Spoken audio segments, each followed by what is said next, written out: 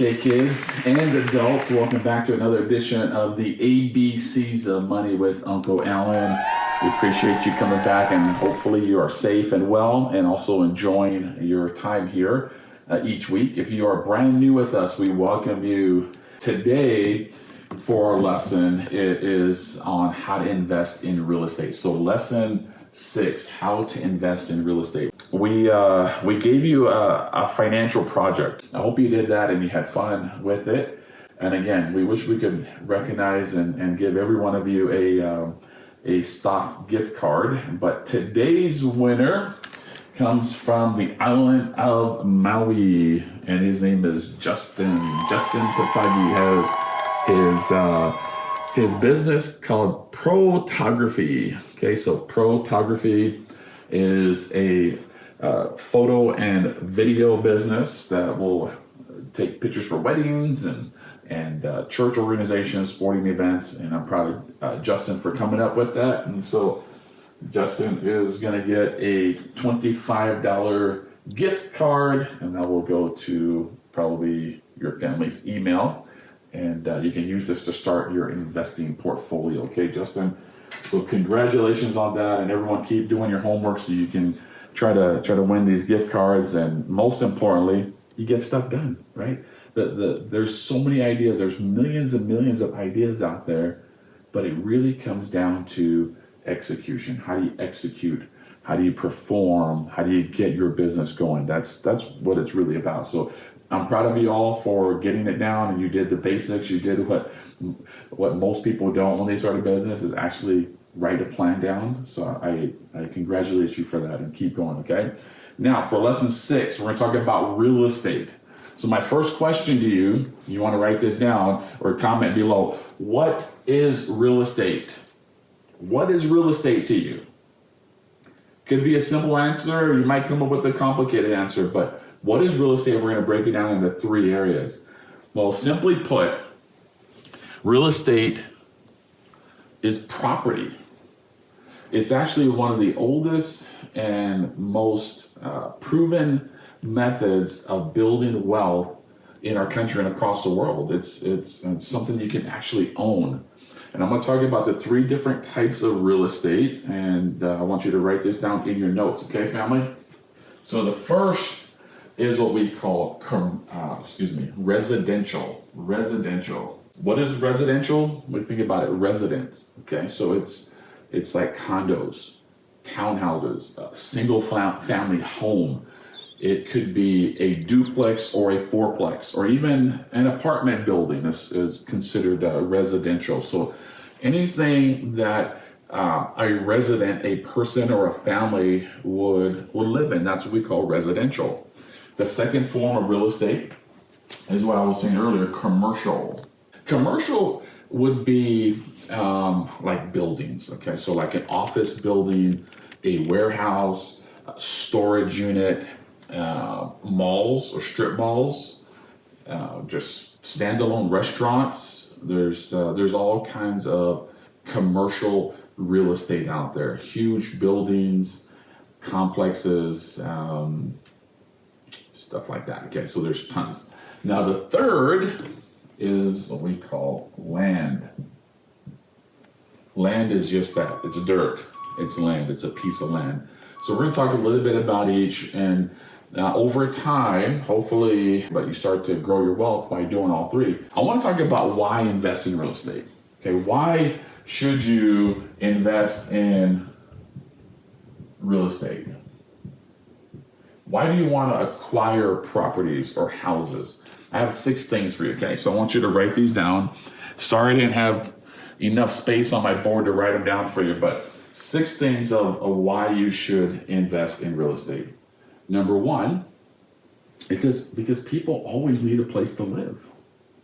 That's one of the essentials is water and food and shelter.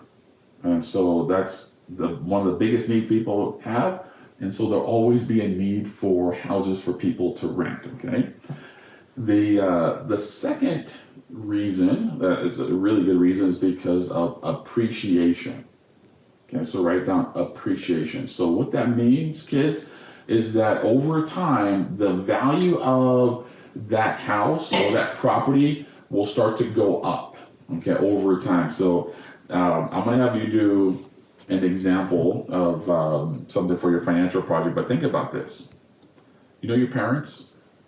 Do you know where they lived 20 years ago? What house it was? Have they ever shown you pictures? Or you might still be in that house, or it's in the neighborhood, or whatever. You might, have some memories from it. Think about this. Is your house worth more today? Is it valued more today than it was 20 years ago? Absolutely.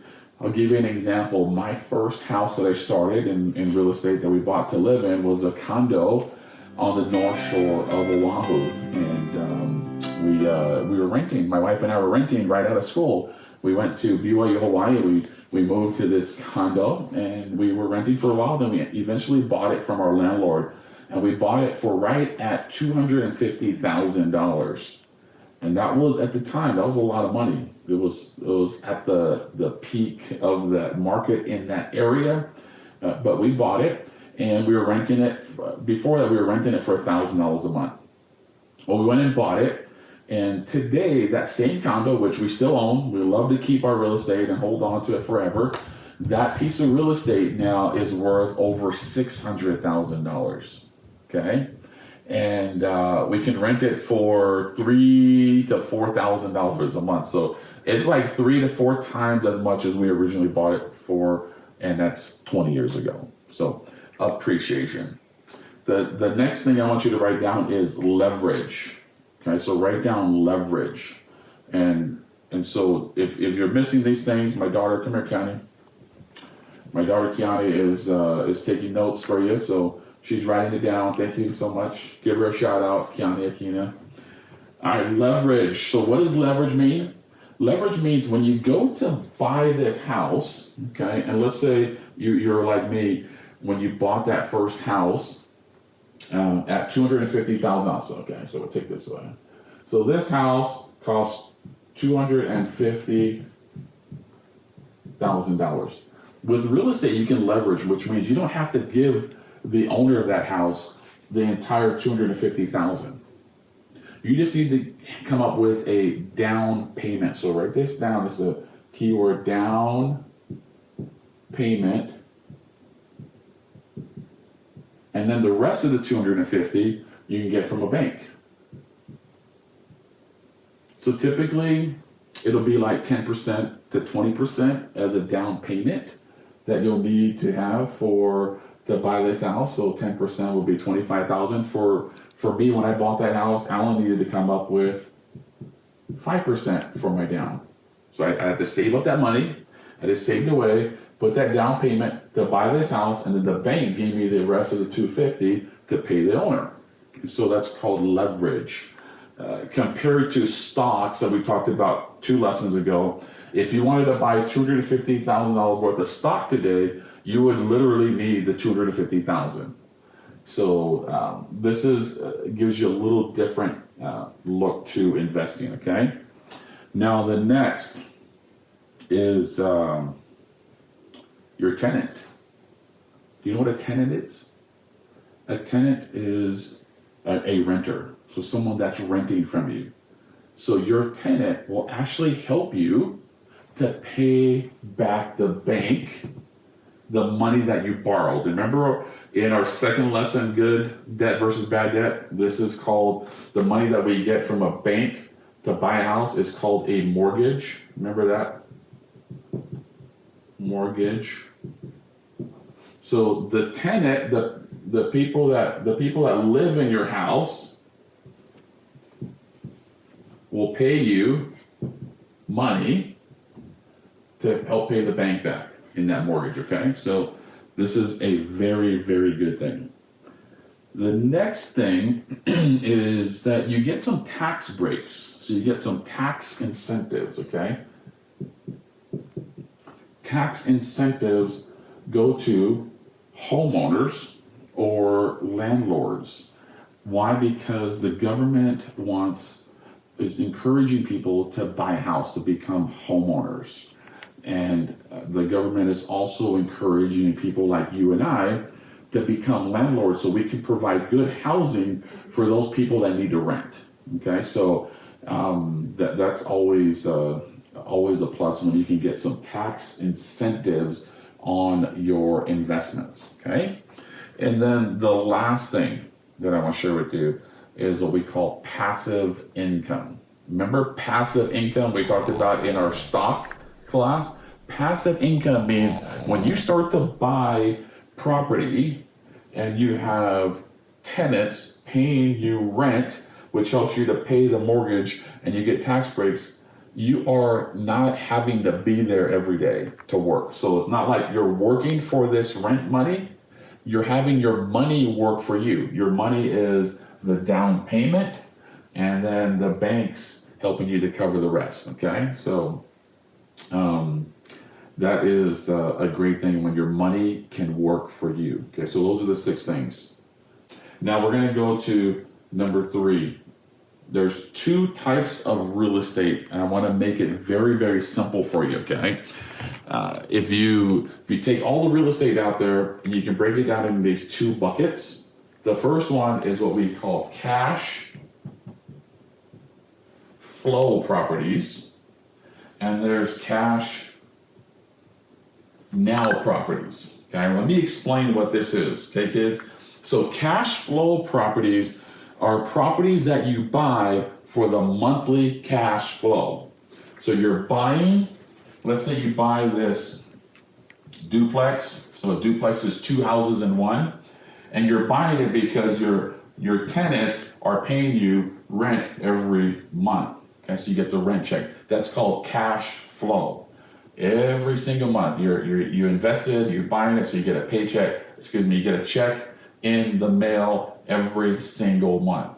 Okay. The other benefit to cash flow properties is if you hold it long enough, the appreciation starts to kick in. So the value starts to go up. Appreciation over a long period of time. Okay. And because of the cash flow that you have from the renter, you see the mortgage that you took out. If you took out a mortgage from a bank on each one, that mortgage now is going to start to be paid down over time. Okay, so there's a lot of benefits to cash flow properties. I want to now talk about cash now properties. Okay, cash now are what we call flips. Okay, so there's basically a couple kinds of flips. So you want to, in essence, you want to buy a house low. Okay, so you're going to buy low. You might fix it up and then sell what? You're going to sell high. So how does this happen? Well, typically we'll find a house that needs to be rehabbed. Maybe it's hasn't been fully kept up. The roof is falling apart. There might be termites or other things that are making the house less desirable. Well, we're going to buy that house because it is in that depressed condition. We're going to be able to buy it low. Then we come in and we fix it up, and then we'll sell it high. Now, the way you make money is you got to do your calculations to be sure that your purchase cost plus the fixing up costs and any what we call holding costs, the money that it's going to take for you to have that property over time and then closing on it will cover the sales price. Okay, I mean your sales price will cover all that, so you end up with a profit. Okay, so cash now properties have 2 ways of doing that, and you can do it through what we call flips, which is buy low, fix, and sell high, or you can buy land and you can build a house on it and then flip the house. Now, cash flow, so this is the term for cash now is called flips, and the term for cash flow is what we call, I'm going to write it up here, just rentals.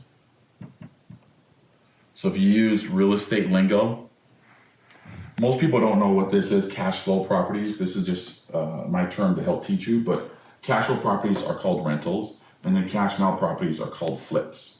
Okay, so that's basically, in the world of real estate, everything in a nutshell that you need to know.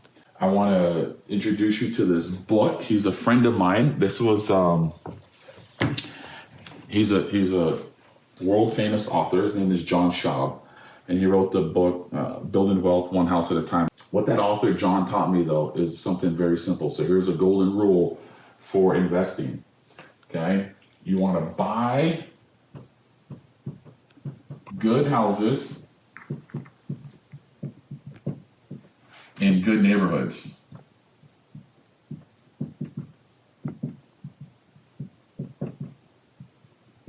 Okay, why would you want to buy good houses in good neighborhoods? Because it equals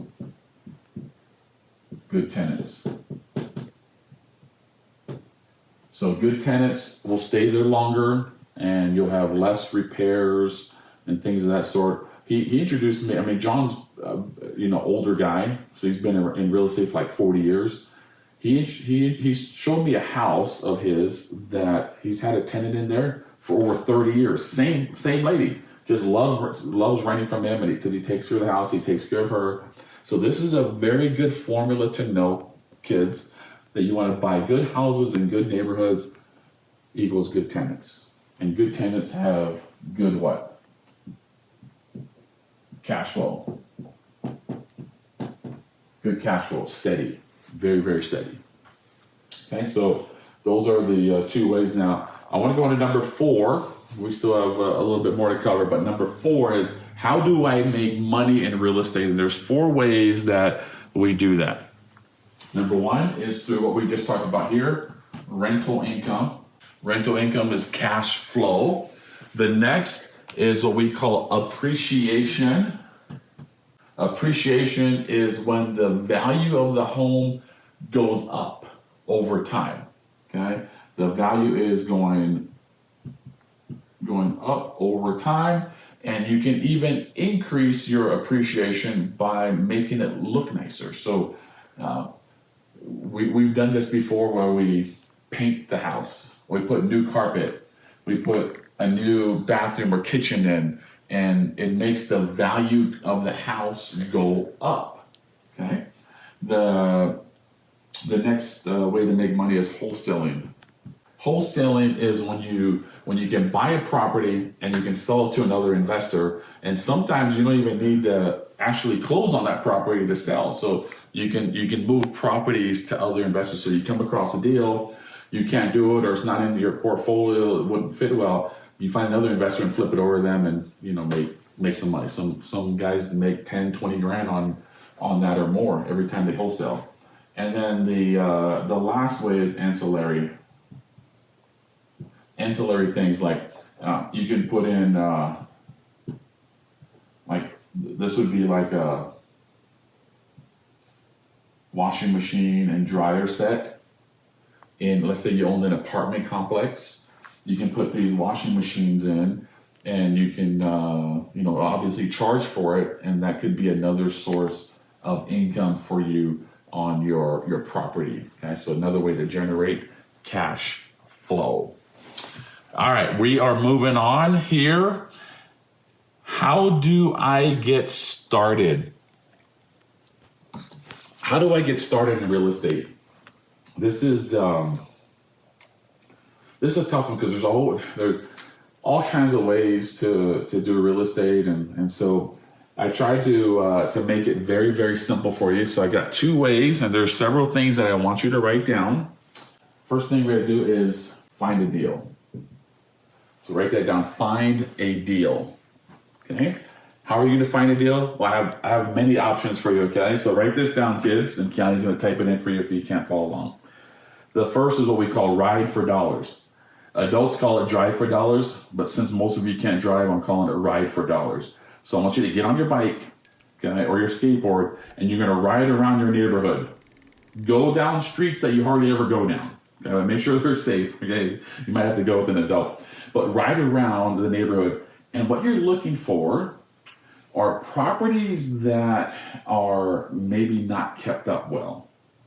Things are falling apart. You notice that people hardly ever come to the property. You're looking for a yard that the the grass is overgrown. If the grass is like up to this high, like as tall as you, or to your waist, then something might not be all there. So that might create an opportunity for you to buy low because its property is not nice, and you can fix it up and flip it. Okay, so you're going to ride $4 and you go around in different areas. Okay. The second thing that I want you to write down to find a deal is from realtors. You know what realtors are? The real estate agents. These are professionals that their job is to help people to buy and sell houses. So they have access to what we call the MLS. Okay. The MLS is the multiple listing services. So it's an online directory of all the houses that are for sale and all the houses that just sold. So they have a lot of data. Realtors are really good to work with, especially at the beginning when you're getting started, because they have some experience and they have access to helping you find the deals. The only problem with the realtor is that everyone else is looking at the MLS. So this is what we call retail. And some realtors are great at just being realtors, and then there's some that are realtors / investors. Those are the ones that I typically like to work with because they understand what an investor like you and I are looking for, as opposed to just buying this house out because it's so pretty, it's so cute, it's this and that. We're not looking for pretty and cute. We're looking for cash flow. We're looking for opportunities, and opportunities typically don't come in a pretty pink bowl. Okay. The third way that you can find a deal is from friends and family. Friends and family typically run across properties that they know of, or so-and-so's selling this property, or they need to move, or this, and they know inside stuff. And so friends and family are a great resource. Next, I've done this as well. I've gotten other deals from other investors like me, other people that are investing in properties. Like, hey, Alan, I can't do this, or you want to do this together? We've done deals together. All right, next is online. So now today, kids, there's so many resources right at your fingertips, right on your phone. You can look up things and get access to a lot of the things that the MLS has. You can get all these properties, the price, the history of it, the taxes and the insurance costs and the maintenance and everything right at your fingertips. So use these different websites and apps to find a deal. And then lastly, I suggest making business cards. So make a business card, put your name on it, and just say real estate investor or whatever your name or your company is. And you could put your number and your email address on there, and just give it out to people as you're walking around the neighborhood. Say, hey, my name's Alan, and I'm a young real estate investor, and I'm always looking for a good deal. If you come across one, here's my card. Please give me a call.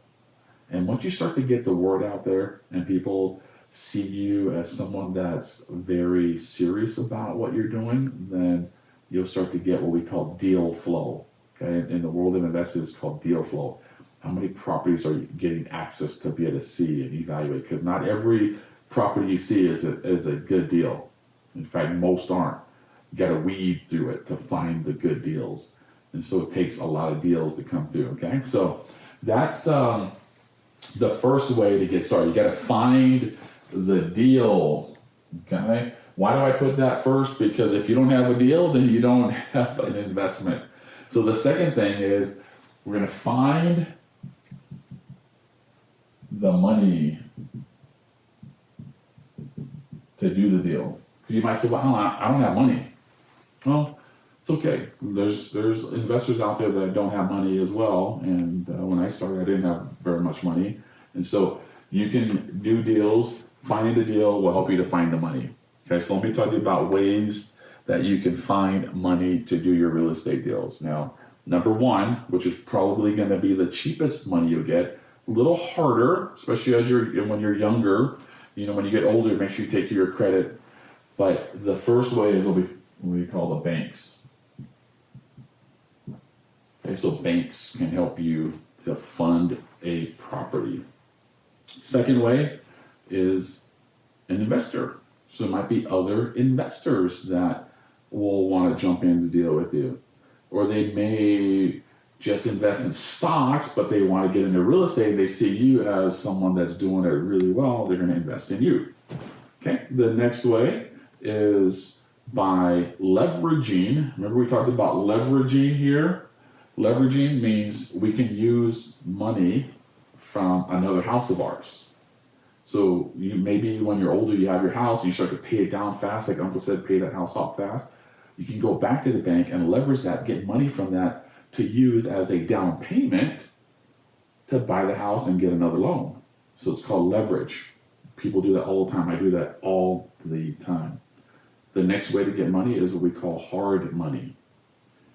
Hard money comes from non-traditional banks. So there might be other investors or smaller organizations that give you money. The benefit of them is that they're a little easier to get to than a bank, but their interest rates and their fees, or they call them points, are more than a bank. But hard money, there's a place for hard money in your investments. And then lastly, it's called seller financing. Okay, so write this down, seller financing. Seller financing is when you get the owner of the home. So let's say you bought this house here, and the owner wants to get rid of it. And you can say, well, what if I turn you into the bank and I just pay you back a little bit of money, we'll make a deal to pay you a certain amount every month until I can go get a loan from the bank. So give me a year or 2 years, I'll pay you this much every month, and at the end of that, I'll get you bought out by getting another loan from the bank. So seller financing, it does happen quite a bit. I've done many deals with seller financing. Some will do the whole thing, some will do just a little bit. I did one deal in Hawaii with a couple houses that the seller financed the whole thing except for a small down payment I made. So they're out there. Okay. All right. So that's now finding the money and finding the deal. I want to move on to what we call real life monopoly. So real life monopoly is this. You remember I said earlier, start small. Okay. Start small. So you might want to, buy a condo like I did. Then you go from a condo, and then Uncle got a house that had 2 units on it. So I went from the condo to the house with 2 units. Then I went to more single family houses. Okay. And then you get the commercial stuff and you get the big stuff. So remember the game Monopoly? 4 houses turns into 1 hotel. That's kind of what happens in the real estate game. So you can start small and build up, and then eventually you can go to the next game. Now, I do want to say this, real estate, you got to be savvy, you got to be smart. And that's why I recommend getting a good education, studying hard. Even if you're in homeschool, do all your work. English, math, science, all of this stuff counts. History. This is going to help you to be a better investor. It's going to make your brain smarter, okay? So real life monopoly, you got to be smart, okay? You got to understand your area. You want to be the expert. You want to be the expert in your area. So if you live in a small town, okay, so let's say you live in a little town called Aloha in Oregon. There's a town called Aloha, Oregon. And you want to get to be that expert in that area. So you know the prices of homes, what things are selling for, how much things are renting for, what the property taxes are going for, how much it costs to insure the house, the maintenance costs, what are contractors charging. There's so much to know, okay, to be an expert. And again, it's all about starting small. Starting small. All right, a couple more things before we wrap up. I have keywords of the day, okay, kids? So first keyword of the day is landlord. Landlord is actually a good thing. I've had many of those in my day, many landlords for a while. And some are great, some are mean. But you can be a great landlord. You can be a nice landlord and, be able to take care of people, take care of your tenants. Landlord's a good place to be because you're the owner and people pay you, okay? Another keyword is leverage. Remember leverage? I've said this many times. That's why it's a keyword. Leverage means we borrow money. We use other people's money from a bank hard money, other investors from other properties, so you can get more assets. You can get more assets. You can leverage, okay? Because ultimately, here's our goal. Ultimately, we want to do this. You want to collect houses. You and I, we want to collect houses. We want to collect properties, assets that produce cash flow. So to do that, you're going to need to know the keyword of leverage. Okay, here's another keyword for today: rental. All right, rental. What is rental? Cash flow property. You become the landlord and they pay you rent every single month. Next is a flip. What is a flip? Cash down. We're going to buy low, fix, and sell high. Or we're going to buy land, build, and sell for more than all of our costs so we create a profit. And then we use those profits to go buy more properties. Okay? A couple more for you. Appreciation. Appreciation is when the value of your home goes up because of the market or because of how you fixed it up, and or both. Very good thing. Tenant. What is a tenant? Tenant is a renter. Take care of your tenants. Commercial. What are commercial properties? Commercial properties are where businesses will rent from you. Okay, so you might own a strip mall and you have a grocery store, a restaurant that rents from you. You might have a salon that rents from you. Okay, so that's commercial property. So you have business owners that are your tenants. They're your renters. So you get rental income. Okay. And the last one is seller financing. What is seller financing? That's when we get the owner of the house to basically be the bank for us, and then we pay them. Okay, there's a lot of keywords today. I hope this kind of helps you out a little bit. Like I said, there's so much to do here that it is absolutely crazy. And I don't expect you to know it all, but the goal here is to get you started. So with that being said, I have some financial assignments for you, okay? And these financial assignments will allow you to win more gift cards, okay? So write these 2 assignments down, and then we'll go to answer any questions at the end, okay? So your first financial assignment. So I want you to do a ride or a drive-by, okay? A ride on your bike or go with your parents and drive through neighborhoods. I want you to try to spot at least one opportunity where you might see a house that doesn't look like anybody's lived there, or the grass or the paint or the house is falling apart. Look in those areas, or you might go, if you live in a nice area, you might have to go to surrounding areas to go find it. But jump in the car and don't get arrested though. I'm not sure, depending on what state you're in. I don't know if your states are shut down. We got kids from all different states here, so abide by the laws. But if you can go out, do a drive-by with your parents and go look at properties. I want this financial project is to get your mind trained to look at properties and not just look at different scenery. We're looking at houses here, okay? I want to train your eye. That's the first assignment. And I want you to write about it. You can take a picture of it, but you don't need to post it unless you want to, okay? The second one is this is a research project, okay? So what I want you to do is find out about the home that your parents lived in 20 years ago or just 20 years ago from now. And I want you to research and find out, if you can, from asking around your parents or doing research online, what that house was valued at, what it was worth 20 years ago compared to today. So those are the 2 numbers I want you to do on the value. That I want you to look at the rental income from those 2 years. So 20 years ago, what did it rent for? And 20 years later, today, what would it rent for today? So some of you may be in the same house, some of you might be in a different state or a different area, but this is a good time to research and ask your parents for pictures. So maybe your parents have an old Polaroid they can pull up.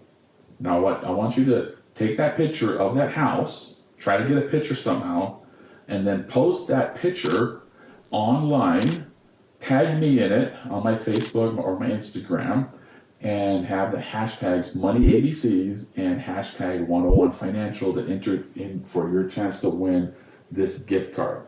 And I want you to say the price, okay, the value. So valued at this 20 years ago, now it's valued at this. Rented for this 20 years ago, now it rents for this, or could rent for this amount. Okay, so I hope that this exercise, this financial project gets you thinking. I hope today's lesson was a lesson on getting you started in the right direction, because this is huge. Real estate is such a huge builder of wealth. And if you understand it and you take advantage of it young, like stocks, starting young is a huge thing. Understanding real estate at a young age, not that you have to, the crazy thing is you can't really buy real estate now. It's a little more difficult because you're younger, but I want you to know about it. Tony says, if you can't go outside, how can you do the first project? Hey, if you can't go outside, don't do it. Then don't do it. And I'm not counting that. The second project you can do because it's just research. But yeah, I don't want you to go outside if you're not allowed to go in your car. And so be safe. That's my first thing. What does wholesaling mean? So wholesaling is, let's say you find a property, but you can't buy it, or it doesn't fit into your portfolio, but you found a deal. You can take that property. So I found this house. It's for sale for $250,000, but the market is $350,000. I can't do it. So you go to my real estate friend. So I say, hey, County, I can't take this deal, but I can flip it over to you, and you buy it. So just pay me $10,000, and I'll give you the deal. And so Kiani takes the deal from me. She didn't have to find it, spend the time doing it. I make $10,000 without doing it, without having to put any money in, and then she gets a $90,000 profit on it. How much money do you need to start your business? How much money you need to start? Zero. You need this, okay? Because if you have this, you have brain power, you can go find the money.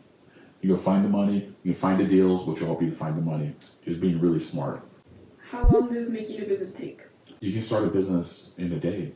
Some of you kids have sent me these business plans in a matter of a few days. And so it doesn't take long. And I really believe, kids, that every single one of you, you have a $1 million idea in your head, or it is developing. So when you become an adult, you'll be able to harvest that idea out and it'll become a $1 million idea or more. So I believe that in every one of you. Let's get your financial projects done. Be safe, be healthy, and I will see you on Thursday for lesson number 7. You know what lesson number 7 is? College and career choices. Okay, college and career. I'm going to take you through that. Take care, everybody. God bless you. Aloha.